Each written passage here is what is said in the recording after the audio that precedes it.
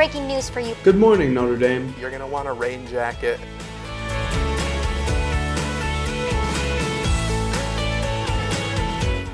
Notre Dame men's basketball coming out of the East region. And can you get me a gym time? Not only that, it was a shutout, of course. For NDTV, I'm Abby Urban. Good morning and welcome to ND Sunrise. I'm Lyric Medeiros. And I'm Abby Urban. We hope you had a restful and blessed Easter weekend. Last week, you should have received an email from Zotec Partners, the company that the Indiana Department of Health utilizes to provide technical support throughout the vaccination process to schedule your on-campus vaccine. In this email, there's a link to make your appointment to receive your first dose of the vaccine at the on-campus vaccination center anytime on Thursday, April 8th through Thursday, April 15th. The center will be open from 10 a.m. to 7 p.m. each day. At your first appointment, you will make arrangements to receive your second dose of the vaccination exactly 3 weeks after you receive your first dose, between Thursday, April 29th and Thursday, May 6th. The university recommends you schedule your appointment as soon as you receive the link. Please note that the link provided will only allow you to schedule your first dose. This link is unique to you and should not be forwarded. Please use the Notre Dame Vaccination Center to receive your vaccine and cancel any appointments you may have to receive your first vaccination shot at a local site. This will help to free up any vaccination capacity in the local community for members who may be in need. If you receive your first dose at a local vaccination site, the university will not be able to administer your second dose at the on-campus center. Any questions, please contact the COVID-19 hotline at 574-634-HERE, 4373, or email them at covidresponseunit@nd.edu. And we sent Anthony Rio out into the field to take a closer look at the vaccination process. Anthony? 1 year ago, Notre Dame's campus was empty as we hunkered down for half a semester of remote learning. Now, Notre Dame's campus bustles with signs of hope as students prepare to get vaccinated against the formidable foe that is COVID-19. Starting 2 days from today on Thursday, April 8th, students can receive their first dose of the Pfizer vaccine at the Compton Family Ice Arena. To schedule an appointment, check your email for a message from the Indiana Department of Health. After a year of strict health and safety protocols, the opportunity to get vaccinated offers signs of hope for a student body struggling to stay connected and manage stress. University administration indicated in a recent email to students that high levels of vaccination among the student body could lead to a relaxation of health protocols. If 90% of the student body gets vaccinated, Notre Dame believes it can safely lift rules like the strict no-dorm guest policy and outdoor mask mandate. Students may also be able to meet in larger groups for social activities or play basketball and volleyball on the courts around campus. Hope is in the air, and vaccines are coming to an ice arena near you. Take advantage of the opportunity to protect your own health as well as the safety of others by getting your COVID-19 vaccine on campus. For NDTV, I'm Anthony Rio. Thank you, Anthony. We are so grateful for the university's efforts to make sure that we are safe and healthy on campus. And I think being able to schedule a vaccine does just that. Absolutely. I'm looking forward to getting the vaccine myself. Although I am terrified of shots, I will definitely be sure to get one because I know in the end it will be worth it, but needles. Yes. Oh my gosh, I totally understand. I, for one, am not so afraid of shots, but I commend you for being brave and going ahead and doing it. Thank you, Abby. We'll have to get them together for more support. Definitely, definitely. However, while the news of an on-campus vaccine site is extremely encouraging, due to the university's communal environment, the university will maintain its current mask wearing, surveillance testing, and broader health and safety protocols until further notice. Undergraduate and professional students should also continue to comply with all of the elements of the campus compact. The university thanks us for taking the steps necessary to support the health of our entire community. Notre Dame is truly such a special place, and I hope these vaccines will allow us to stay on campus a little bit longer and to learn in the community that we love. Same here. I feel the same way. But before we move on to our events for the week, let's take a look at our COVID dashboard. Yesterday, the university reported 0 new cases due to the closing of the testing center over Easter weekend to give the SRU team the well-deserved break that they deserve. But still, we have a total of 1,364 positive cases for this semester. Let's continue to keep our community safe by following the specified protocols. It will be interesting to see if these numbers will change with the upcoming vaccine. I guess we'll have to see. In the meantime, let's take a look at our events for this week. Yes, we know it's about the time when students are anticipating summer internships, so why not be prepared as possible? The Morello Family Center for Career Development will be hosting a workshop entitled Crush Your Interview, during which students will learn how to dominate virtual interviews. The event will take place on Zoom today, April 6th from 4 to 5 p.m. Make sure to register on the Handshake app or website. And Library Lawn is making a comeback. We are very excited. And it is here for Wellness Wednesday. Make sure to attend McWell's next event dedicated to student health and well-being tomorrow, April 7th from 6 to 8 p.m. on Library Lawn. The event will include a wellness check-in activity, care kits, and other resources to help you feel your best.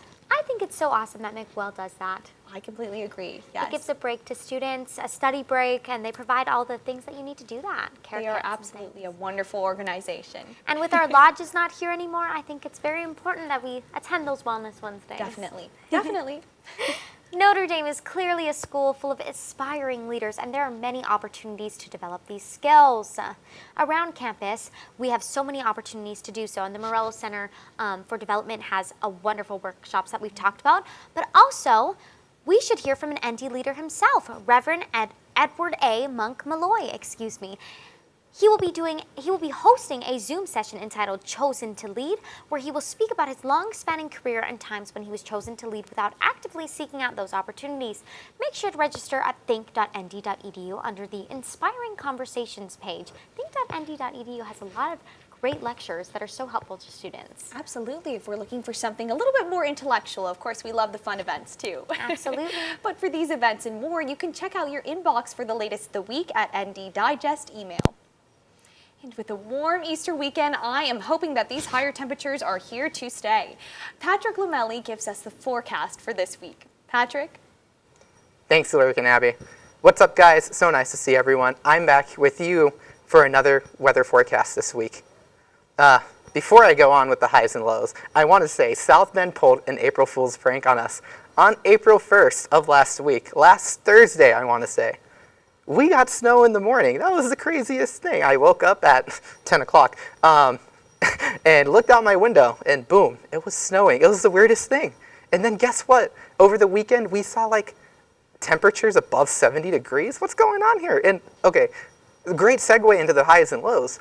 Tuesday and Wednesday, highs of 81, lows of 58 and 61. We haven't seen these numbers in quite a long time. And I, for one, am pretty happy I can bring out my shorts again. So yeah, we talked about Tuesday and Wednesday. They're also going to be partly cloudy, partly sunny, good shorts weather, I'd say. I don't think anyone would call it sweater weather, but some of my friends may beg to differ. Thursday, Friday, Saturday, and Sunday. This is how you know spring is here. We are going to have chances of rain every day and highs of mid-60s, except Sunday, who wants to have a high of 59. And then let me slide over here to show you guys a little bit of Monday. Monday is going to be high of 65 and a low of 45, so it's going to be a little bit cooler. But during the day when we're all out and about, it should be still shorts weather. I am a fan of my shorts. So very quickly, I will say that Thursday, Friday, Saturday, and Sunday have the little rain icons, but they are, as of right now, 30-40% chance. But knowing South Bend, I'm sure those will crank up to a good 70-80% by the time those days come along. So I will recommend an umbrella, not a jacket, because it will be a little bit warm. I am confident in saying I don't have any wood to knock on, but I think spring is here. And I think that's a good sign to look forward to come this midterm season. Back to you, Lyric and Abby. Thank you, Patrick. 80 degrees. Wow. Being from Hawaii, this feels like home. These are the temperatures we love to see. It looks like we will be having some sunny days this week, and we're here for it. What a blessing after the Easter weekend.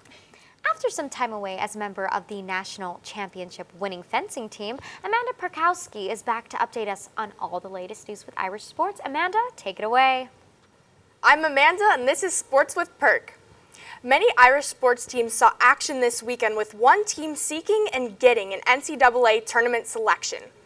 The 22nd ranked Irish women's volleyball team defeated Duke in 4 sets 3-1 on April 2nd. They finished the regular season 14-3, placing second in the ACC. With this victory, the Irish made the cut during the Sunday's NCAA tournament selection. They're going to the dance for the 3rd time in the past 4 seasons.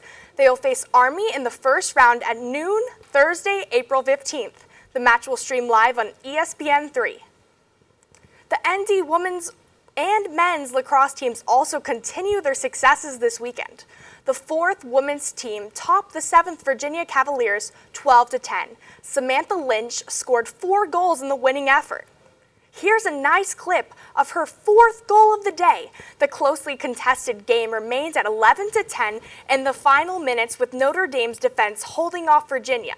In the closing seconds, the victory 12-10 with an empty net goal. ND's 9th-ranked men's lacrosse team took on the 4th Syracuse Orange in the Carrier Dome. The Irish attack remained lethal, with 8 goals contributors leading the Irish to an 18-11 victory over a strong Syracuse team. Check out this no-look over-the-back contribution by Pat Kavanaugh.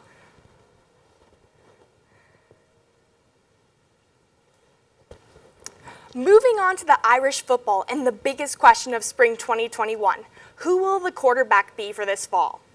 Although the media currently has no live access to practice, the university provides 3 minutes of select footage from each of the 120-minute-long sessions, and the Irish completed their 4th practice this weekend. Head coach Brian Kelly states that graduate transfer Jack Cohen and rising sophomore Drew Pine currently split 1st and 2nd team reps. Secondary to off-season knee surgery, junior Brendan Clark remains sidelined. Early enrollment freshman Tyler Buckner also saw some quality reps. Here's a few highlights from our provided videos. First, Cohen displays arm strength and accuracy with beautifully thrown bomb to Brandon Lindsay, a straight to behold for most Irish faithful.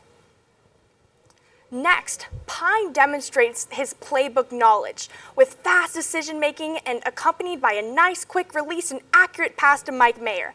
At the end of the shot, note the funny interaction between Mayer and new defensive coordinator Marcus Freeman. Coach Kelly stated that Tyler Buckner's rust was coming off by the 4th practice. Tyler did not play during his senior year in California due to COVID-19 restrictions. In this clip, Tyler exhibits some elusiveness and foot speed. Looks like offensive coordinator Tommy Reese has some nice options in the quarterback room. I'm looking forward to additional practice clips and to the blue and gold game. Back to you. Thank you, Amanda. We are so happy to have you back and appreciate your commitment to bringing us all of the updates for our Notre Dame teams and football. That's getting us excited for next semester already. Wow. I know you're going abroad, but I mean, football will. Anywhere you go, Notre Dame is with you. Yes, I will be there in spirit. Yes. And as students are constantly looking to expand our knowledge here at Notre Dame, we at NDTV find it important to stay up to date on all of the policies and events that are shaping our country. That's why Jillie Randle is here to share the highlights of our national politics for this week. Jillian? Thank you, Lyric and Abby. This is Jillian Randle, ND Sunrise's political correspondent. I'm here every Tuesday morning delivering the latest balanced news from South Bend, Washington, and around the world.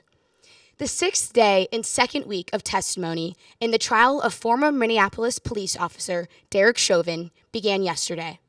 The first week of the trial included compelling and emotional testimony from individuals like Darnella Frazier, the girl who took the cell phone video of the encounter, Genevieve Hansen, a Minneapolis firefighter who witnessed the incident while off duty, as well as Floyd's girlfriend and members of the Minneapolis Police Department.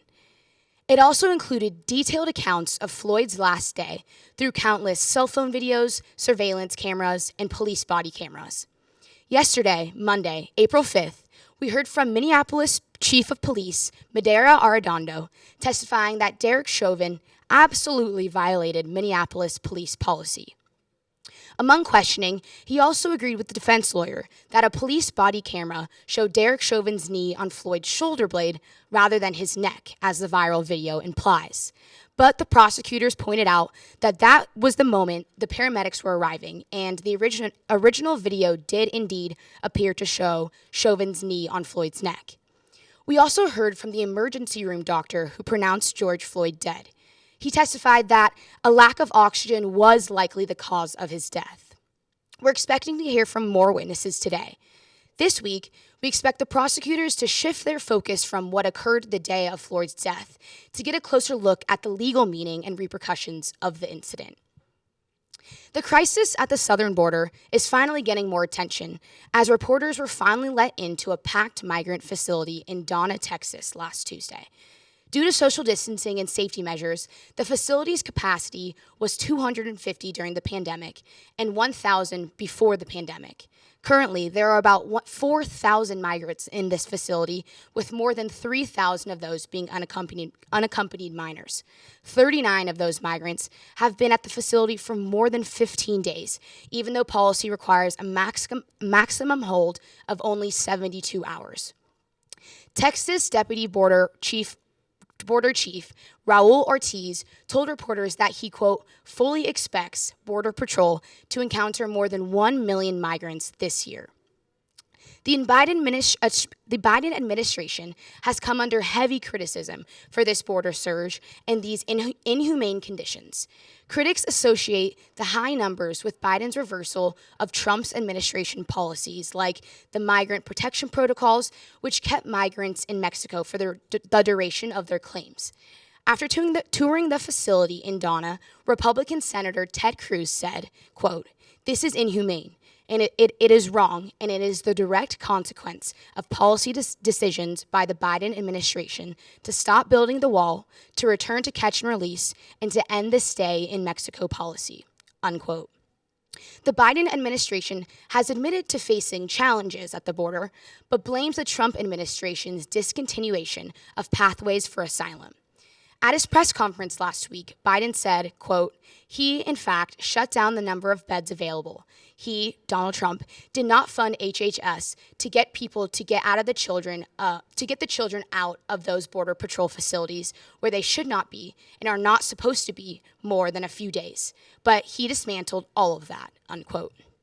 A large part of this border dispute has to do with Title 42, a controversial policy issued under the Trump administration by the Centers of Disease Control and Prevention. It essentially allows Customs and Border Protection to expel undocumented migrants in efforts of preventing the spread of the coronavirus in holding facilities. This action was widely denounced by immigration activists and even Vice President Kamala Harris. While many assumed President Biden would quickly eliminate the policy given his open border campaign platform, the Biden administration has continued the practice, but with minor changes in its implementation as it relates to unaccompanied children. While the Trump administration expelled most adults and children, the Biden administration has begun admitting small amounts of migrant children, yet still turn away most families and adults.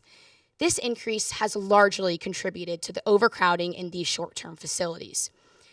Republicans and border officials have remained vocal about the necessity of Title 42, while many Democrats and activists still remain critical of the policy's proclaimed violation of constitutional liberties. For now, the Biden administration is trying to quickly open new facilities to help transfer these children out of the Customs and Border Protection facilities.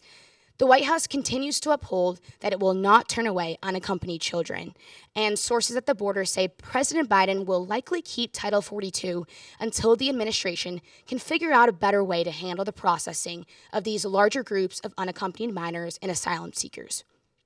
White House Press Secretary Jen Psaki said at a March press conference, quote, I expect that decision will be made with our health team in the lead and in coordination with the Department of Health and Human Services and the Department of Homeland Security, unquote. For NDTV, with the latest balanced news from South Bend, Washington, and around the world, this is Jillie Randle. Thank you, Jillian. We'll be sure to stay updated and to watch your segments too. Make sure that we are informed about the Chauvin trial. Thank you for all that you do, Jillian. As we mentioned earlier in that episode, we are so proud of our NDTV contributor, Amanda Pirkowski, for being a part of the 2021 National Championship winning fencing team here at Notre Dame. Sam Eppich sat down with Amanda to learn a little bit more about her life as a student athlete and so much more. Sam. Good morning. Today I have the privilege of talking with Amanda Pirkowski, who is a current member of the Notre Dame fencing team. We're so excited to have her in the studio. Excited to be here. To share her experience on campus as a fencer. So Amanda, we're so excited. Do you want to tell us a little bit about yourself? Yes, I'm Amanda Pirkowski. I'm a freshman and I'm in Ryan Hall, 18 years old, and I'm from Orlando, Florida. So you just covered where you're from, but can you tell us a little bit of how you got involved with fencing and how you led you to Notre Dame? Yeah, so it's actually pretty funny. I was a dancer in high school and I kind of wanted some more individual sport. Like I love doing dance team, but I wanted to have an opportunity to go to the Olympics. So when watching, I was really interested in pole vaulting or fencing, which not really the interest of most people, but they caught my attention. My mom was like, I don't know about you flying over poles. Right. So she's like, we're gonna find a fencing place. And there was actually a place like 20 minutes away from my house. Started it, loved it. I was like, I get to stab guys. This is like mental chess. Absolutely just loved it. That's so fascinating. So going off that, what does your day-to-day look like here as a Notre Dame fencer? Yeah, so in our off season, we actually start really early in the mornings, like 6 a.m., sometimes even 5:30 practice. We run like 45 minutes, which I've never been a long distance runner, so this was definitely new for me, but it was nice to go around the lakes early morning, beautiful sunrise. But then now in season, we don't have these early morning practices, and it's usually from 4 to 6:30 and with private lessons somewhere squeezed in there during your week, so. Wow. So what's one thing that you think the average Notre Dame student doesn't know about fencing that you would want them to know? Well, there's 3 weapons. There's foil, epee, and saber. So I fence epee. It's a full body target, so you can hit the face or the foot, and it's all 1 point. Okay. And saber, you hit with the side of the blade. It's kind of like the cavalry. Okay, gotcha. Like on the horses. Oh, nice, yeah, nice. And then foil, there's this thing called right-of-way, which is more complicated to understand, but certain ways to hit the blade that give you the right-of-way, and then you only hit the chest. So just like different target areas and different forms of weapons for each blade, and our school does all 3 for men and women. That's so fascinating. I had no idea there's so many like different subcategories of fencing. That's really fascinating. So I guess, was there anything about the fencing program here at Notre Dame that made you compelled to come here? Was there anything about or the campus or just the culture of the community here that you really brought you to Notre Dame? It really just, Notre Dame had it all. Like they had a top-rated fencing team. Like we were 10-time national championships before I last, now we're 11. Super exciting. Just academically, they had what I wanted, business and also film. Loving the classes here. Also just great campus culture, and the coaches really made an impression on me on my official visit. I just felt like I would belong here, and I'm just loving it now. Oh, we love to hear that. We love to hear that. So, going off of that, if you had to pick one experience from your time here so far that really encapsulates your experience, or one moment where you're like, oh, I love this school, I love this program, what would you pick? I would have to say, like, last weekend, karaoke on the bus back from winning NCAA championships. Oh. It's just been such a stressful semester, and we were all able to let loose and just have fun as a team, bond over this victory that we had worked so hard for all year long, and it was just really fun. Freshmen started with karaoke, and then we had our seniors, which got a little more sentimental, but just a great way to cap off an amazing season. Well, that sounds so fun. I have to ask, what did you sing? I actually sang "Buy Me a Boat," very country song. Okay. We love to see it. We love some country. It was in there. fun. That sounds fantastic. So, going off that, obviously this year has caused a lot of complications and altered plans because of COVID-19. What effect, if any, did the pandemic have on your experience as a student athlete? Definitely a different experience this year. Usually, I'm also on the U.S. team, so we travel like 2 times per month at least internationally to tournaments. And with COVID, of course, we're not going to have people from a bunch of different countries all coming together for a tournament. But actually, this was nice because it allowed me to transition well into Notre Dame, so I wasn't leaving all the time. Like when I was first here, I really got to experience campus culture, learn the way, learn the ropes, so that was nice. Also, our season usually starts in October, but this year it didn't start till January because of COVID. Okay.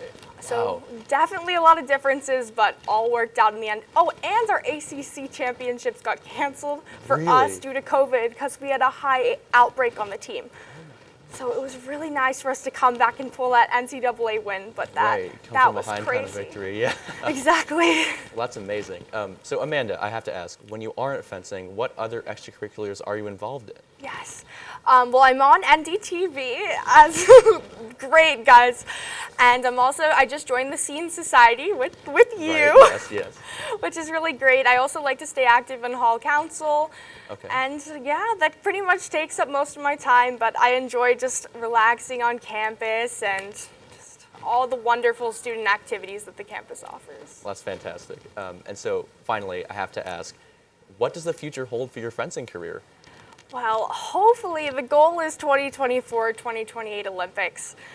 So, and then from that I want to do some sportscasting or law. So we'll see how this all ends up, but you know, that's where we're at right now. High aspirations, work hard and see what happens. So. Well, I have no doubt you're going to go high places, but it's been really great talking to you, Amanda. Thank you so much for talking with me, and we'll see you on the next episode of Good ND Sunrise. Thanks, Sam. Yeah, thank you. Thank you, Sam. It's so nice to hear more about Amanda and her career aspirations and everything like that. We wish you all the best in the future, Amanda.